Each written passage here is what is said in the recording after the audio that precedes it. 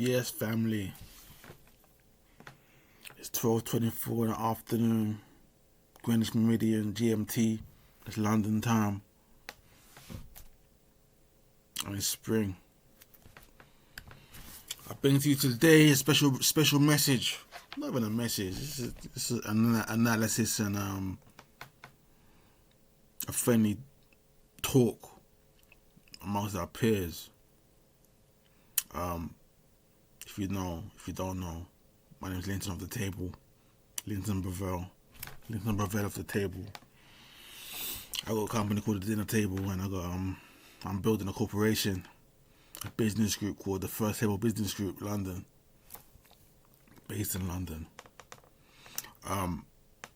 Today I'm bringing to you a pilot session. It's called Climate Change and Global Warming, and the largest ethnic group on Earth, with a question mark at the end. Yeah. And the question is, how do we affect climate change with our behaviour and habits, and what can we do to try to avoid catastrophe?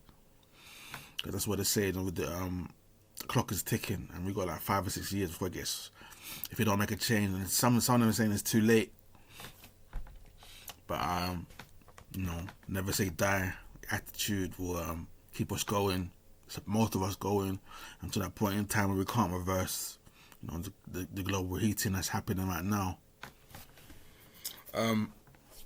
So the first point was the largest ethnic group on Earth, which is the Nubians, the black people, the brown people, people of color, so they say. Especially my race, the black people, with Africans, Afro-Caribbeans, African Americans. We're the largest ethnic group, regardless of what they say, because we are the largest continent.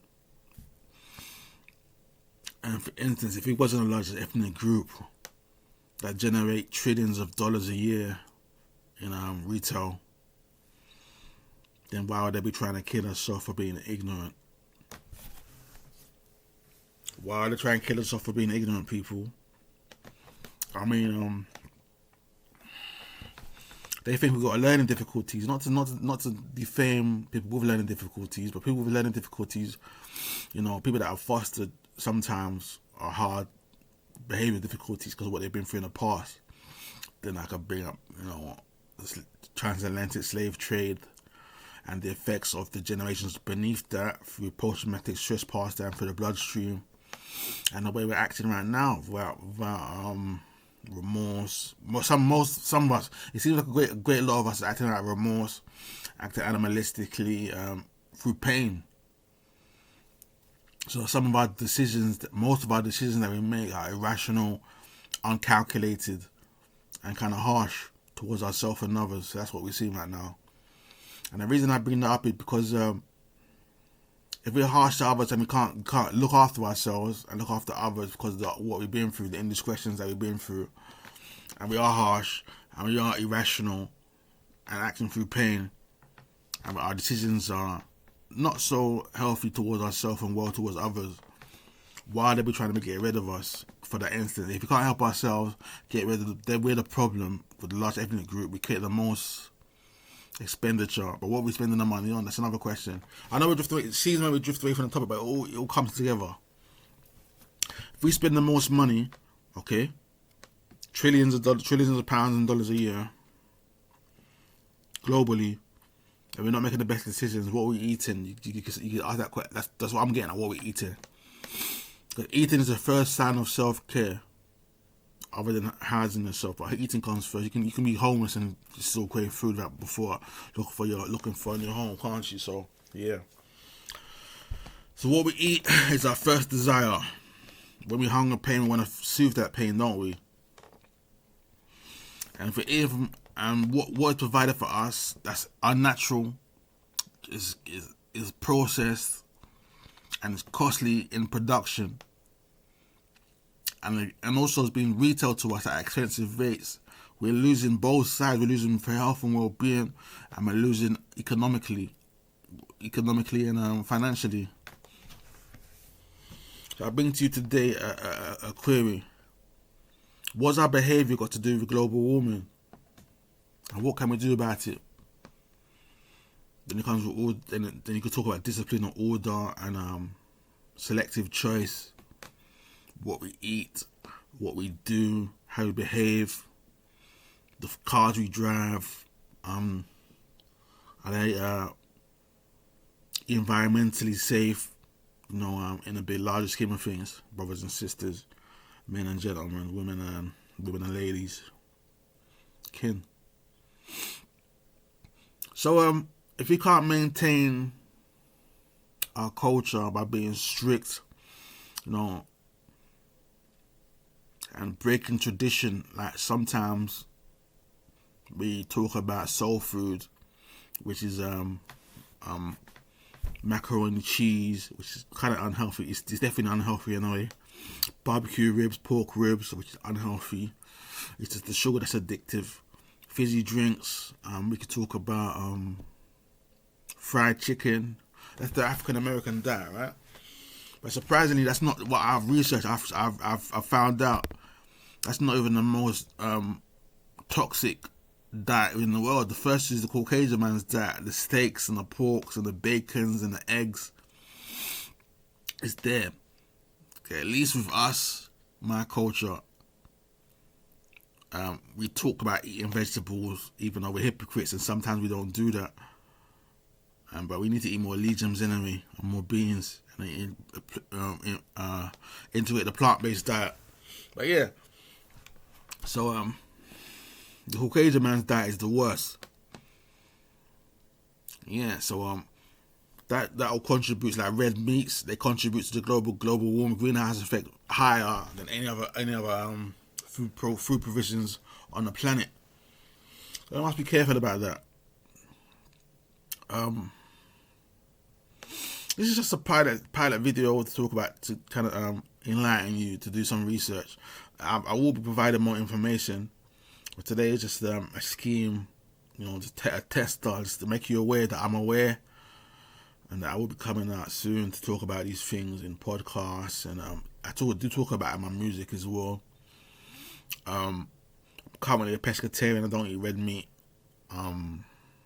I don't eat eggs that much anyway. I don't eat eggs. I hardly buy eggs, apart from when I'm on a budget for the month. You see, so I don't eat bacon. This is sodium, too much salt in it. The animals are unclean unless they've been reared in a way that is in a prestige environment, but they only eat prestige food. But generally, killing an animal and eating it has never been appealing to me. When I find out that's what happens, because sometimes you get fed. You don't ask where the food comes from. I do struggle at times with eating fast food. Not too regular. But when you're raised in a certain way, when you're raised as a non-vegetarian and non-vegan, it's kind of hard to break the pattern, because you learn from ages of 0 to the age of 7, I think it was, the age of 7. Those years are important, and when you're eating meats and other things that's unhealthy, sugary drinks, it's hard to break the pattern as an adult. So please forgive me if you might see me ordering maybe a Turkish food or occasionally a pizza. I do try. It's very difficult when you're alone. And like I said, you've been raised in those things. But I do try. I literally do try. My main forte is the Mediterranean diet and the Arab diet. So that's decent for me. And a Latino diet. Yes, the Mediterranean is anything that's on the hemisphere. Something like roasted vegetables, roasted fish, roasted chicken. Rices. I do eat pasta at a time, but that's when I buy in bulk. You see, that's the key to things. So thinking ahead. Some of our, as a youth, when I was in the corners and stuff in the blocks, we used to take regular trips to the shops and feed the Arab man our money. Nothing wrong with the Arab man, but we were exploited for not preparing and thinking ahead, buying in bulk. So we buy a little K, a fancy twist, a little Alizé, sugary things to keep us going, because we were playing computer all day, so we needed electrolytes, but we didn't know we needed electrolytes, you see. So you had more sugar instead. complex carbohydrates were out of the question. Well, unless you're eating China Oriental food, which was the rices and stuff like that. But even that was fried, so it was harder to digest. So it kept you full for longer, yeah. But it was hard to digest. Caribbean food was always on a quota, but that was a bit more expensive than the money we had at the times. So that forces you into crime to go after yourself if you're not getting served at home. I'm not saying I wasn't getting served at home. I'm just saying some people they do it to survive. But that's because you're not thinking ahead, you're not planning, you're not budgeting.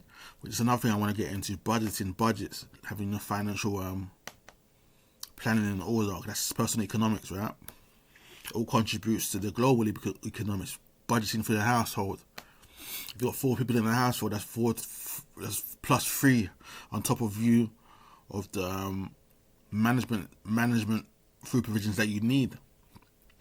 That could be quite expensive if you're not prepared, especially if you have a child before you even saved any money to have a child for. If you and your spouse have not been working before you have a child, when a child comes along, you're in debt straight away. 10 grand, 180 grand, 10 grand a year for 18 years. So that leads to stresses. If you don't know how to deal with your stresses, you'll be consuming, like I said, all the sugary drinks. You need electrolytes because you're thinking all the time. You need iron, minerals because you're walking around all the time. What else is there? Vitamin B. Who knows about vitamin B?